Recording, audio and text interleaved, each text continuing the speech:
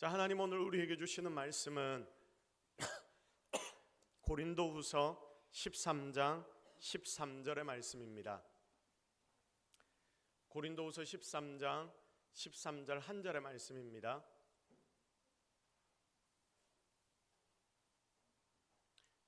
자, 우리 다 같이 한 목소리로 하나님이 우리에게 주시는 말씀을 합독합니다. 주 예수 그리스도의 은혜와 하나님의 사랑과 성령의 교통하심이 너희 무리와 함께 있을지어다. 아멘. 자, 가장 좋은 선물은 성령님이라고 했습니다 라는 제목으로 하나님의 말씀 증거하도록 하겠습니다. 자, 사람은 참 다양합니다. 자, 이 땅에 많은 사람들 중에 같은 사람이 하나도 없다는 것을 보면 너무나 신기합니다. 자, 25년도 작년에 발표한 그 전 세계 인구 숫자가 몇 명이나 되냐면 82억 명 정도가 됩니다. 자, 우리나라의 인구수는 많이 줄어들고 있었지만 전 세계 인구는 계속해서 늘고 있습니다. 3, 4년 전보다 한 3억 정도 늘었고요. 또 그 전에 한 3, 4년 전보다 한 4억 정도 늘었습니다. 계속해서 한 1년에 1억 명 정도씩 전 세계 인구는 늘어나고 있습니다. 자, 그런데 생각해 보십시오. 우리가 82억 이렇게 생각을 해보면 정말 상상도 못할 숫자 아닙니까? 자, 그런데 그 많은 사람들 중에 같은 이가 한 명이라도 있습니까? 없습니까? 아무도 없습니다. 여러분, 이게 정말 놀라운 일 아닙니까? 그렇게 다양하게 다를 수 있다는 것이 너무나 신기한 일입니다. 자, 이렇게 외모가 다르듯이 성격도 같은 사람이 없습니다. 각기 전부가 다 다양합니다. 내 생각으로는 절대 그러지 못할 일을 누군가는 당연하다는 듯이 하고 다니더라고요. 여러분, 그러면 그 사람과 나와의 어떤 차이로 인하여 이런 성격의 차이들이 나타납니까? 바로 생각의 차이이죠. 자, 그런데 같은 문화권, 같은 삶의 반경에 있으면서도 이런 차이가 확연하게 느껴질 때가 있습니다. 심지어 한 배에서 난 같은 형제인데도 불구하고 얼마나 다른지 여러분이 다 자녀들을 키워보면서 다들 이런 부분에 대하여는 느껴보셨을 겁니다.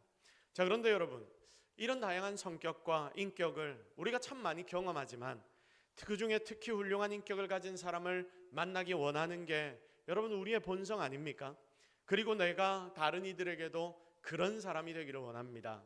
세상에 정말 많은 사람들이 있지만 그 중에 나는 다른 사람들에게 영향을 미치는 좋은 사람, 인격적인 사람, 그런 사람이 되기를 원하는 것입니다. 자, 우리가 세상을 살다 보면 끌리는 사람들이 분명히 있습니다. 뭔가 매력적인 사람들입니다. 보통 대화를 하다 보면 그 사람이 좋다. 그래서 신뢰가 되고 또 더 만나보고 싶고 그리고 계속 그 사람과 교제하다 보면 존경스러운 사람이 있는데 여러분, 이런 사람과 대화할 때 이런 사람을 찾고 만났을 때 참 끌린다는 것을 여러분 아마 경험해 보셨을 겁니다. 그래서 이런 사람과 함께 있는 것, 대화를 나누는 것, 교제하는 것만으로도 기쁨을 느끼는 것이죠. 그래서 우리는 이런 사람을 어떤 사람이라고 표현하냐면 좋은 사람이라고 표현하고 그리고 그 사람과 함께 하기를 원하는 것입니다. 자, 그래서 이 땅에서 우리가 누리는 복 중에 가장 큰 것 중에 하나가 뭐냐면 인복 아닙니까? 인복, 만남의 복이죠. 좋은 사람을 만나서 내가 영향을 받고 그리고 그 영향으로 세상을 살아가는 것, 이것도 여러분 일종의 배움이거든요. 이게 정말 큰 은혜이고 축복이라는 것을 우리 모두는 인정하게 되는 것입니다. 여러분, 큰 교회도 그리고 작은 교회도 다 장단점들이 있습니다. 크다고 다 좋은 것도 아니요, 또 작다고 다 나쁜 것들도 아닙니다. 자, 그러나 작은 교회의 어려움 중에 제일 큰 게 뭐냐라고 묻는다면 좋은 사람 그리고 좋은 교육자의 부재라고 저는 생각이 됩니다. 특히 자라나는 아이들을 교육하고 가르치는데 정말 좋은 스승이 필요하거든요. 저는 어릴 때 정말 좋은 스승을 만났습니다. 그분께 종아리까지 맞으면서 성경을 배웠습니다. 그리고 같이 부둥켜 안고 많이 울기도 했습니다.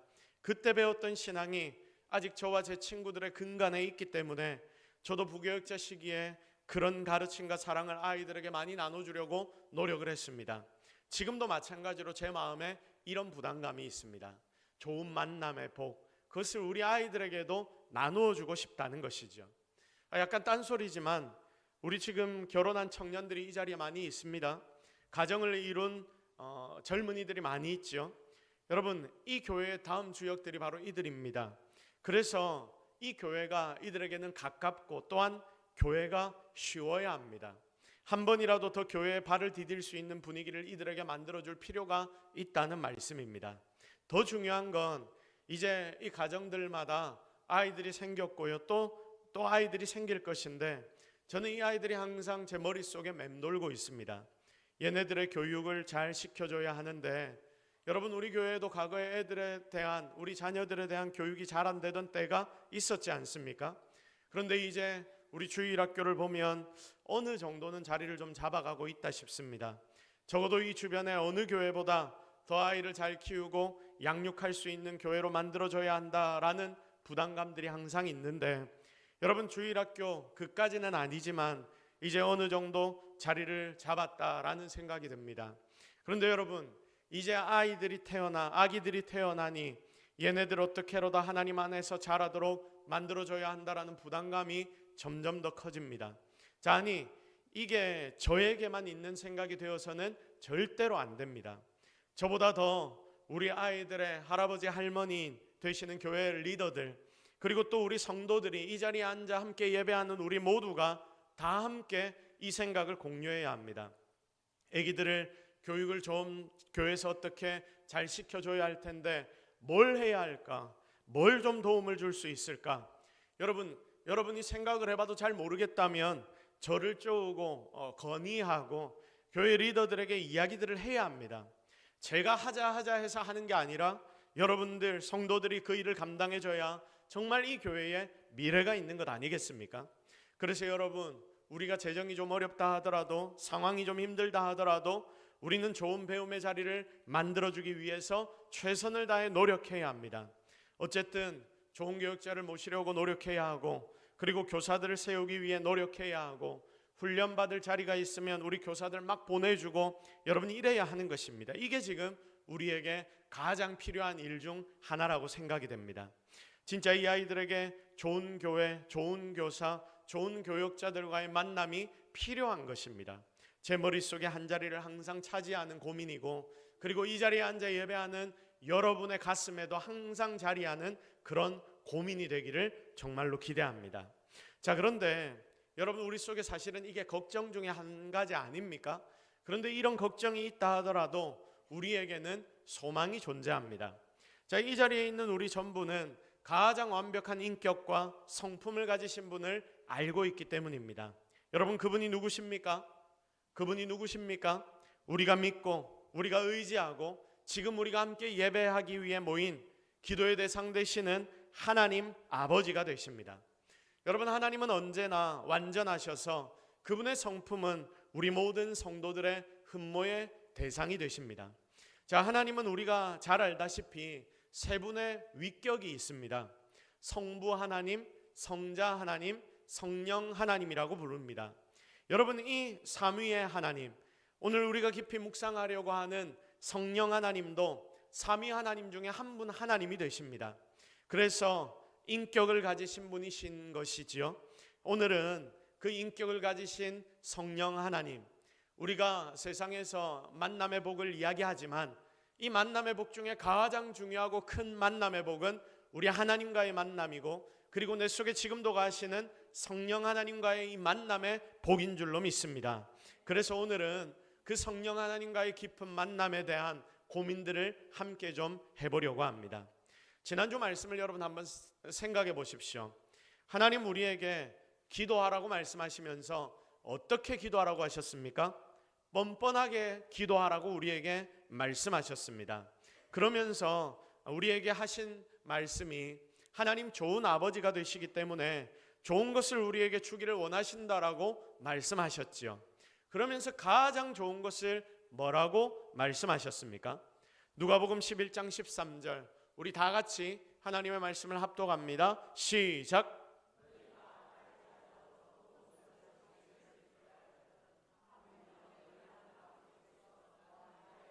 성령을 주시지 않겠느냐 하시니라. 아멘. 지난주 말씀이 기억나시죠? 갑자기 뻔뻔하게라도 기도하라고 하나님 말씀하시다가, 예수님께서 말씀하시다가 마지막에 뜬금없이 성령 하나님을 주시지 않겠느냐, 뜬금없는 것 같은 말씀을 하시면서 결국 성령을 내 아들 딸인, 내가 사랑하는 내 자녀인 너희들에게 주겠다. 그게 세상에서 가장 좋은 것이다. 그 무엇보다 너희들이 이것을 받았으면 좋겠다라고 예수님의 말씀을 우리가 묵상했습니다. 그래서 오늘은 지난주 말씀에 이어서 이 성령님에 대해서 살펴보고, 그분이 지금 여러분과 함께 거하신다는 것을 정말 확실하게 믿을 수 있는 저와 여러분, 그런 시간들을 가지려고 합니다. 우리는 이 성령님에 대해 이야기를 할 때에 한 번씩 착각을 합니다. 성령님을 표현하면서 뭐라고 표현을 하냐면, 바람 같은 성령 하나님, 불 같은 성령 하나님, 비둘기 같은 성령이라고 비유를 하니까 그것 때문에 성령님이 살아계시다라는 말은 하면서도 때로는 성령 하나님을 인격이 아니라 어떤 파워, 어떤 능력이라고 생각할 때가 있습니다. 성령이시여 불로 우리 가운데 임하여 주옵소서. 그리고 불이 우리 가운데 떨어지면 막 우리가 뜨거워져서 기적을 일으키고 능력을 일으킨다라고 생각할 때가 있거든요. 그러니까 성령 하나님을 우리가 인격적인 분이시라고 이야기는 하면서도 때로는 이분을 어떤 파워, 어떤 능력이라고 생각할 때가 있다는 말입니다. 이런 생각의 차이가 성령님을 어떻게 내가 대하는지를 결정하기 때문에 정말 조심해야 합니다. 어떤 이들은 정말 성령님을 단지 능력으로만 이해합니다. 신사도 운동하는 쪽을 보면, 여러분 여기에 이단전 비슷한 곳이거든요. 자, 그쪽도 여러 부류가 있는데 성령님을 진짜 능력, 파워로만 생각하는 자들이 있습니다. 그러니 어떤 표현이 되냐면, 내가 받은 성령을 나눠준다, 능력으로 생각하고 이것을 나눠준다라고 말하고 있습니다. 자, 그러나 이게 아니죠. 그분은 인격이십니다. 때문에 그분을 무시하거나 슬프게 하면 성령 하나님은 마음 아파하십니다. 그래서 오늘 성령님의 인격적인 부분에 대해서 우리가 조금 더 살펴봐야 할 필요성이 있고, 그리고 여러분이 성령 하나님을 더 자세히 제대로 깨달아서 결국은 진짜 성령님을 모시고 우리가 삶에서 동행해야 하지 않겠습니까? 그런 은혜를 체험하는, 성령의 인도를 시시각각 받는 저와 여러분이 되기를 주님의 이름으로 축복합니다. 자, 그러면 성령님은 어떤 분이십니까? 오늘 세 가지로 함께 인격적인 성령에 대해서 나누어 보도록 하겠습니다. 첫 번째 성령님은 어떤 분이신가? 성령님은 통달하신 분이십니다. 지식적으로 완전히 통달하신 분이십니다. 우리 다 같이 고백해 봅시다. 성령님은 지식적으로 통달하신 분이십니다. 시작. 자, 성경을 보면 성령께서 지식을 가지시고 계신다는 것을 분명히 말씀합니다. 자, 그런데 가진 것만이 아니라 통달했다라고 말씀하십니다. 여러분, 이게 중요한 이유가 무엇이냐면, 인격이 아니고 능력이라고 하면 이런 지식을 가지는 것, 그리고 통달하는 것을 할 수가 없습니다. 왜냐하면 능력은 힘이기 때문에 지식이 없는 것이죠. 그래서 통달한다는 것은 성령님이 어떤 분이시라는 말입니까? 인격을 가지신 분, 인격적인 분이심을 우리에게 보여주는 척도가 되는 거예요. 고린도전서 2장 9절에서 10절, 우리 하나님 오늘 우리에게 주신 말씀 이외에 고린도전서 2장 9절에서 10절 말씀을 함께 읽도록 하겠습니다. 시작. 기록된 바 하나님이 자기를 사랑하는 자들을 위하여 예비하신 모든 것은 눈으로 보지 못하고 귀로 듣지 못하고 사람의 마음으로 생각하지도 못하였다 함과 같으니라. 오직 하나님이 성령으로 이것을 우리에게 보이셨으니 성령은 모든 것 곧 하나님의 깊은 것까지도 통달하시느니라. 아멘. 성령 하나님은 성부 하나님과 일체가 되십니다. 그래서 하나님 아버지의 뜻을 통달하신다라고 말씀하고 계십니다. 너무나 놀라운 일 아닙니까? 그래서 그분이 아는 것은 하나님의 지혜와 하나님의 지식이기 때문에 세상에서 가장 지혜로운 분이 바로 성령 하나님이 되는 것입니다. 그뿐 아니죠. 여러분 11절 말씀을 한번 보십시오. 11절 말씀 같이 읽겠습니다. 시작. 사람의 일을 사람의 속에 있는 영 외에 누가 알리요? 이와 같이 하나님의 일도 하나님의 영 외에는 아무도 알지 못하느니라. 아멘. 사람의 사정을 사람의 속에 있는 영 외에 누가 알겠느냐? 하나님의 일도 하나님의 영 외에는 아무것도 알지 못한다라고 말씀하시고 있습니다. 자, 그러니까 성령 하나님만이 우리 하나님의 일을 아시고 하나님의 지혜와 하나님의 지식을 가지시고 또 우리 입장에서 인간 하나하나의 사정조차도 성령님이 지금 내 속에 계시기 때문에 낱낱이 다 알고 계신 지식의 영이 성령 하나님이시다라고 말씀하십니다. 자, 그러면 성령님이 이 모든 것들을 다 통달하시고 다 아신다고 하니까 어떻습니까? 내가 미처 다 말하지 못하는 것조차도, 아니 내가 아직 알지도 못하는 것조차도, 내 속 사정조차도 성령님이 지금 내 속에서 함께 하시니까 성령님은 그것을 미리 하시고 미리 걱정하시며 또한 미리 탄식으로 내 속에서 기도하고 계시는 것입니다. 이것이 우리에게 놀라운 위로가 되는 것입니다. 내 속에 성령님이 계시다는 것은 바로 이런 은혜가 나에게 있다는 말씀과 같습니다. 하나님의 모든 것을 통달하신 그 성령 하나님께서 지금 여러분 가운데 계십니다. 그러므로 여러분의 삶에 때로는 내가 알지 못하는 일을 맞닥뜨릴 때에 누가 여러분 속에서 도와주실 수 있다는 말입니까? 성령 하나님께서 여러분을 도와줄 수 있다는 말씀입니다. 합력하여 선을 이루시는 하나님의 능력이 왜 나타나느냐? 내 속에 성령님이 탄식으로 모든 것을 아시면서 끊임없이 계속 간구하고 계시기 때문입니다.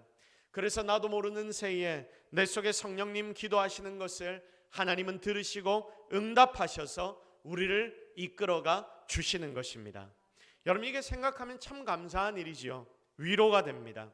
때로는 우리가 세상을 살다 보면 너무 힘들어서 기도조차 나오지 않을 때 있지 않습니까? 아니면 하나님 앞에 너무 화가 나고 승질이 나서 일부러 기도하지 않을 때가 있거든요. 근데 내 속에 성령 하나님은 내 속에서 여전히 내 속사정을 가장 잘 아시고 그리고 하나님의 모든 지식을 다 통달하여 알고 계시기 때문에 그분은 우리 속에서 계속해서 중보하며 기도하고 계시는 것입니다. 그러므로 그 성령 하나님이 우리 속에 계시기 때문에 우리는 결국 회복될 것이고 깨닫게 될 것이며 하나님의 그 깊은 뜻을 알게 될 것입니다. 다시 한번 일어날 힘을 얻게 될 것입니다. 진짜 여러분, 오늘 이거 하나만으로 세상이 알 수 없고 줄 수 없는 위로를 받아 누리며 그 하나님의 깊은 뜻을 깨달아 하는 저와 여러분이 되기를 예수 그리스도의 이름으로 축복합니다. 두 번째 성령 하나님은 감정을 가지신 분이십니다. 자, 우리 다 같이 한번 고백해 봅시다. 성령님은 감정을 가지신 분이십니다. 시작. 자, 무엇을 가지신 분이시라고요? 감정을 가지신 분이시다. 자, 성령께서 감정을 가지셨다라고 성경은 우리에게 가르쳐주고 있습니다. 성경의 곳곳에서 이것을 우리에게 알려줍니다. 자, 우리가 하나님의 뜻을 저버리고 분순종하며 살아갈 때에 우리는 그냥 나 혼자 세상을 산다, 그렇게 사는 것이다라고 생각을 합니다. 그때는 내가 살아나서 내 감정이 더 살아나서 하나님에 대한 반항 심리도 내 속에 가득 차 있습니다. 그런데 정말 놀라운 것이 뭐냐면 그 순간에 우리가 그렇게 분노하여 하나님을 미워하는 것 같은 상황이라 하더라도 때로는 우리가 신앙생활을 하지만 주일날 예배의 자리에 나와 예배를 드리기나 하지만 때로 우리가 내 삶의 문제와 어려움으로 인하여 여러 상황으로 인하여 하나님과 멀게 느껴질 때가 있지 않습니까? 때로 우리 그럴 때 있거든요. 여러분, 그런 상황이라고 해도 성령께서 여러분 속에 함께 하십니까? 함께 하지 않으십니까? 함께 하십니다. 자, 지금도 여러분 가운데 함께 하시며 여러분이 심지어 하나님과의 관계가 조금 소원해지고 멀어지는 것 같이 느껴지는 그 순간에도 성령 하나님은 여러분을 떠나지 않는 줄로 믿으시기를 바랍니다.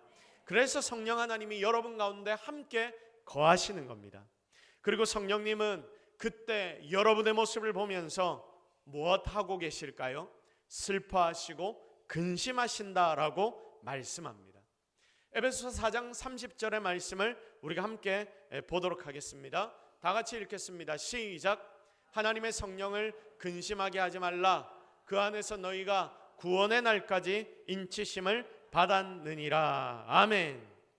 정신이 바짝 차려지지 않습니까? 니들 속에 성령님이 맨날 계신 줄 몰랐지. 그러면 이제 좀 알고 살아라. 하나님의 성령을 근심하게 하지 마라. 니들이 그러고 있을 때 니들 속에 성령님 안 떠나시고 계시면서 너희들의 마음에서 성령님이 근심하고 계신다. 그러니까 이걸 니들이 알고 신경을 써서 이제 성령님이 근심 좀 안 하게 만들어 드려라. 니들은 왜 맨날 성령님 근심만 시키고 있냐? 이 불효막심한 자녀들아. 이런 뜻이 에베소 4장 30절의 말씀이거든요. 우리가 이 말씀을 볼 때마다 참 찔리지 않습니까? 그런데 여러분, 이 하나님의 말씀이 또한 감사한 이유가 무엇이냐면 성령님이 내 속에 계시니까 내 속에 어떤 일이 벌어지냐면 성도의 견인이 벌어집니다. 여러분, 성도의 견인이 무엇이냐? 다 같이 한번 고백해 봅시다. 성도의 견인이 내 속에서 일어난다. 시작. 자, 좀 어려운 말 같지만 쉽게 생각하면 이겁니다.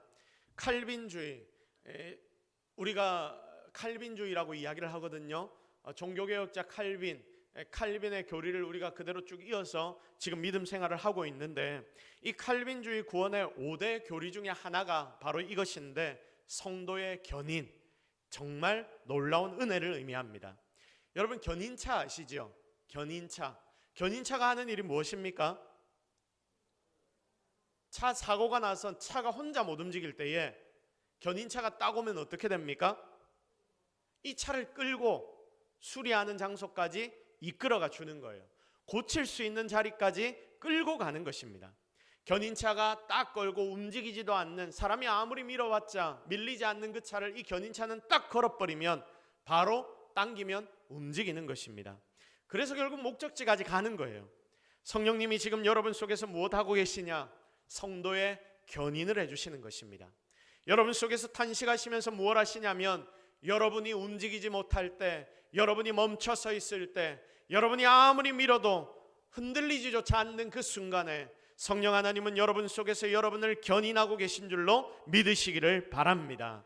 여러분, 이게 진정한 위로이고 우리에게 은혜가 되는 것입니다. 또 반대로 성령님 진노하실 때도 있습니다. 히브리서 3장 7절에서 8절의 말씀을 보면 성령님의 진노하심이 나타납니다. 모든 감정을 가지신 분이 성령님이심을 하나님은 우리에게 가르쳐 줍니다. 그러므로 여러분, 감정을 가진다는 말은 어떤 의미를 가집니까? 감정을 가진다는 말은 그분을 내 마음대로 할 수 있다 없다? 내 마음대로 할 수 없다. 그리고 내 마음대로 대할 수 없고 내 마음대로 대하면 안 된다는 말입니다. 인격이 있으시다는 말이거든요. 여러분, 우리가 눈에 안 보인다고 우리 성령님을 너무 자주 무시하는데, 여러분 안 보이셔도 내 속에는, 지금 여러분 속에는 성령님이 함께 하십니다. 그분은 그리고 감정을 가지신 분이시라서 감정을 가진 성령님께서 여러분 안에 함께 거하시기 때문에 여러분은 이 성령님을 대우해 드려야 합니다. 아니면 나중에 문제가 생기는 것입니다. 과거에 대한민국에는 굉장한 가부장적 나라라는 것을 여러분 우리는 다 잘 알고 있습니다. 그래서 가정에 남성들이 여성을 많이 억눌렀지요. 그러니 여성들이 많이 걸렸던 병이 뭐냐?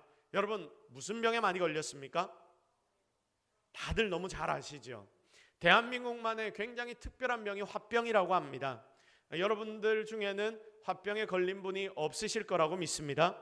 여러분, 요즘 교회 사모님들이 암이 진짜 많이 걸린다고 합니다. 듣기만 하고 참아야만 하는 상황이 너무 많으니까, 아무데 나가서 말 못할 상황들이 많으니까 그거 삭히다가 속이 무너진다고 합니다. 우리 노회에, 우리 시찰에도 그런 분들이 많이 있습니다. 여러분, 그러니까 보십시오. 감정 있는 사람을 계속 억누르면 결국 문제가 생기고 터져나갑니다. 성령님이 분명히 우리 안에 계시면서 여러분 속에 함께하고 거하신다는데, 여러분 속에 성령 하나님은 여러분 속에서 감정을 잘 발휘하고 계십니까? 아니면 나 때문에 성령 하나님의 감정이 여전히 억눌려지고 있습니까? 여러분 안에 성령님이 계시면서 혹시 성령님께서 지금도 속이 타들어가고 계시는 것은 아닙니까? 여러분, 이러지 맙시다. 인격으로 그분을 대우하고 항상 어디에 있든 무엇을 하든 그분이 거하신다는 것을 인정하여 성령님께 묻고 대화하며 살아가는 저와 여러분들이 되기를 주님의 이름으로 축복합니다. 자, 마지막으로 성령 하나님은 나와 끊임없이 교통하기를 원하십니다. 자, 우리 다 같이 고백합시다. 성령 하나님 나와 교통하기를 원하신다. 시작. 자, 오늘 우리가 읽은 본문이 바로 이 본문입니다. 오늘 우리가 읽었던 본문을 다시 한 번만 좀 띄워주시겠습니까? 고린도후서 13장 13절 말씀, 우리 다 같이 다시 한번 고린도후서 13장 13절 말씀을 합독합니다. 다 같이 읽겠습니다. 시작. 주 예수 그리스도의 은혜와 하나님의 사랑과 성령의 교통하심이 너희 무리와 함께 있을지어다. 아멘. 성도 여러분, 오늘 이 말씀을 보십시오. 주 예수 그리스도의 은혜, 예수님의 은혜, 하나님의 사랑, 성령의 무엇하심? 교통하심이 너희 무리와 함께 있을지어다. 교회를 향해 축복하고 성도를 향해 축복하는데 성령의 무엇이 우리와 함께 있어야 한다고 말씀합니까? 교통하심이 함께 있어야 한다라고 말씀하는 거예요. 여러분, 인간관계의 핵심이 뭐냐면 교통입니다.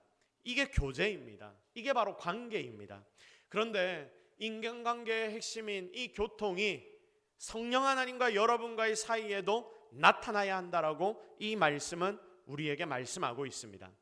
여러분, 사람들 사이의 이 관계의 교통, 이 왔다 갔다 하는 이 관계가 끊어져 버리면 어떤 일이 벌어집니까? 삭막해집니다. 그리고 끝장나 버립니다. 어떤 집에 하루가 멀다 하고 부모님이 싸우는 가정이 있다고 생각해 보십시오.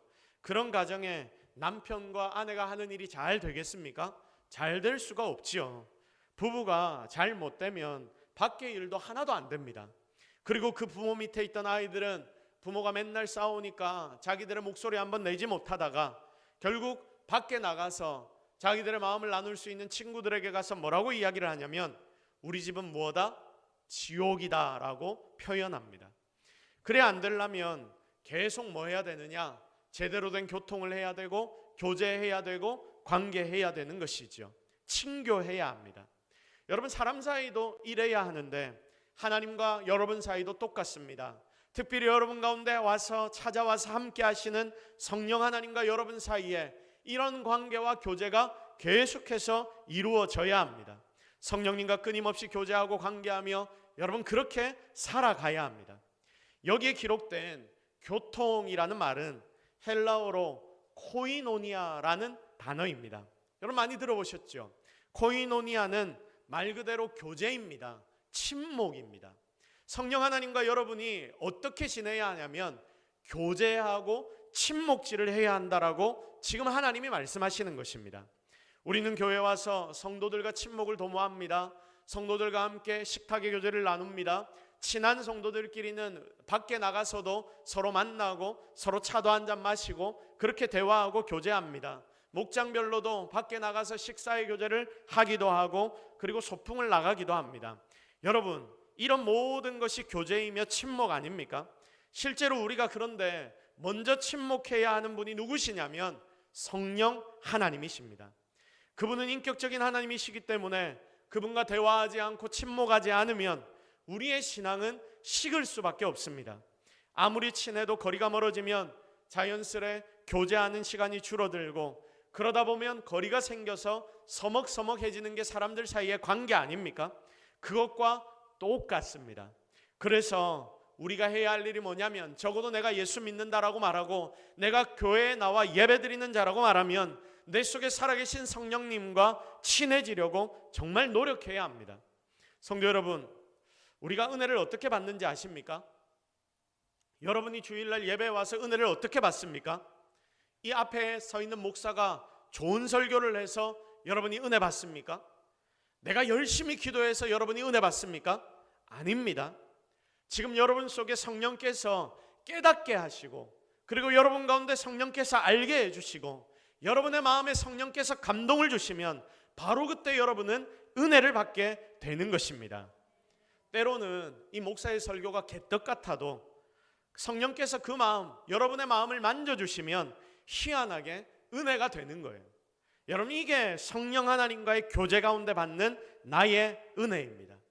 그래서 그런 인생, 성령님과 친밀한 자에게는 세상의 모든 삶들이 다 은혜가 되는 것입니다. 그러니까 우리가 은혜를 받으려면 무엇을 해야 하느냐? 여러분, 뭐 해야 됩니까? 성령님과 친해지시기를 바랍니다. 더욱더 성령님과 깊은 교제를 누리기를 바랍니다.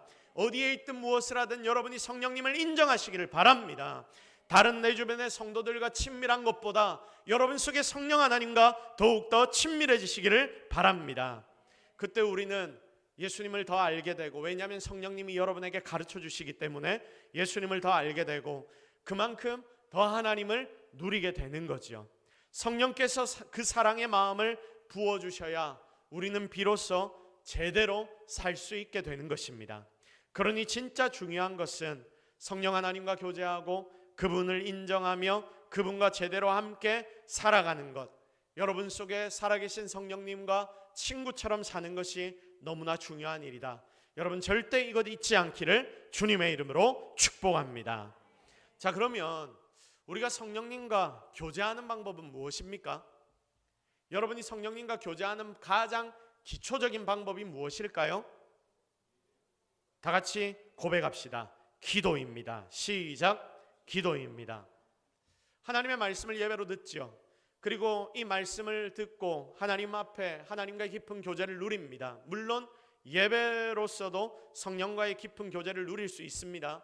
그런데 개인적인 더 친밀한 교제는 여러분이 하나님 앞에 예배드리는 이 말씀을 가지고 하나님 앞에 나가 여러분이 개인적으로 기도할 때에 그 기도를 통하여서 성령과의 더 깊은 교제의 시간을 누리게 되는 것입니다. 기도로서 성령님과 교통하고 침묵하는 것이죠. 보십시오. 제가 설교하러 나올 때에 저 혼자 그냥 덜렁 나와서 미사여구 섞인 몇 마디의 말을 전하면 거기에 은혜가 있겠습니까? 별로 없을 겁니다. 그러나 설교를 위해 준비하며 하나님 앞에 기도하는 마음으로 준비를 하고 또 하나님 앞에 정말 기도하고 성령님의 도우심을 간절히 구하며 나아가면 성령님은 기도 중에 임재하셔서 선포되는 이 말씀 가운데 강력한 은혜를 드니펴 주시는 것입니다. 성령님과 기도로 더 친밀해질 때 성령의 도우심은 여러분의 삶에도 나타나게 되는 것입니다. 이게 대화입니다. 이게 관계의 핵심입니다.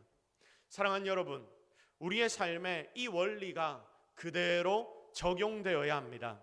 정말 여러분이 성공하는 삶을 살기를 원하십니까? 승리하기를 원하십니까? 나의 삶에 있는 이 모든 문제들이 해결되기를 원하십니까? 바로 여기에 정답이 있습니다. 성령님을 여러분의 가슴에 주인 자리에 모시고 그리고 그분과 매 순간 동행하며 기도로 교제하는 것, 여러분 이것밖에 없는 거예요.